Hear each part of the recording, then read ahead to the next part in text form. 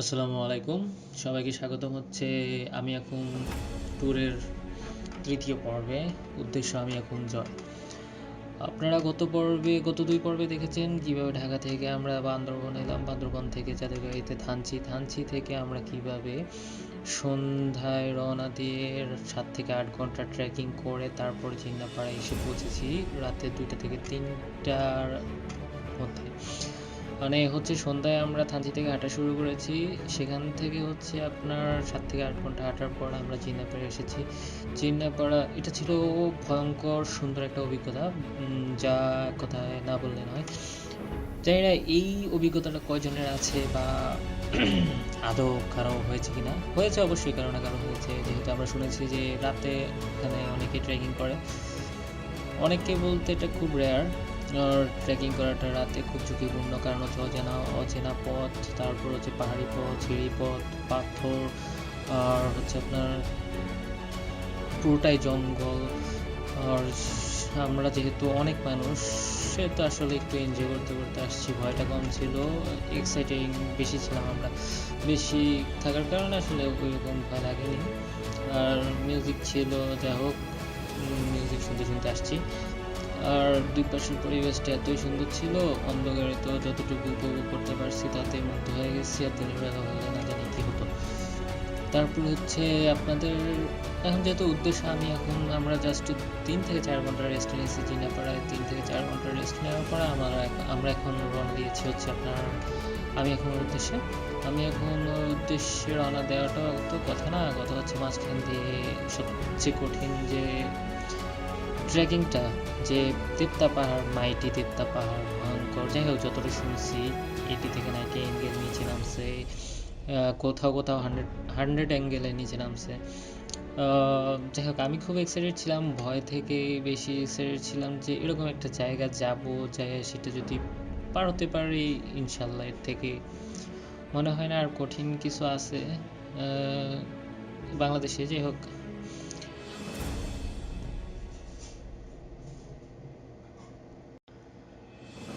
চলুন আপাতত দেবতা পাহাড় পার হওয়ার মেন্টালিটি নিয়ে আগাই। সামনে সামনে যেতে থাকি, অসাধারণ পরিবেশ উপভোগ করতে করতে যাবেন, আপনারা উপভোগ করুন।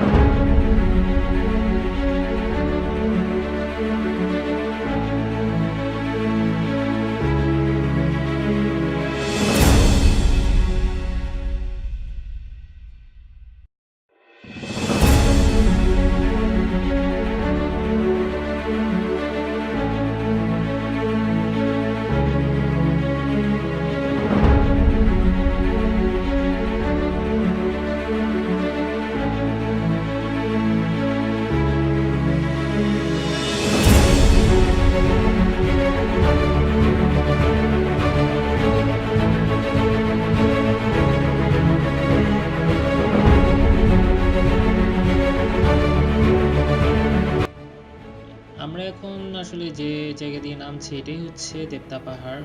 আর সামনে নাকি ভয়ঙ্কর ভয়ঙ্কর জায়গা আছে নামার জন্য, প্রায় 80 থেকে 90 অ্যাঙ্গেলে আমাদের নিচে নামতে হবে। সেটা অবশ্যই খুবই ভয়ঙ্কর। আর আমি এটা বুঝতে পারছি না কীভাবে যে বৃষ্টি হলে এখান দিয়ে কীভাবে মানুষ নামে, এটা খুবই ঝুঁকিপূর্ণ একটা পথ। আর চলুন দেখি মানে কতটুকু আমরা নামতে পারি। আশা করছি আগামী পর্বে আপনাদেরকে পুরো দেবতা পাহাড় থেকে কীভাবে নিচে নামবো ওই ভিডিওটা পুরোটা দেখাবো। আমরা আসলে আজকে এখানেই শেষ করছি। আগামী পর্বে চলুন আপনাদেরকে দেবতা পাহাড় কীভাবে দেখাবো সেটা দেখুন।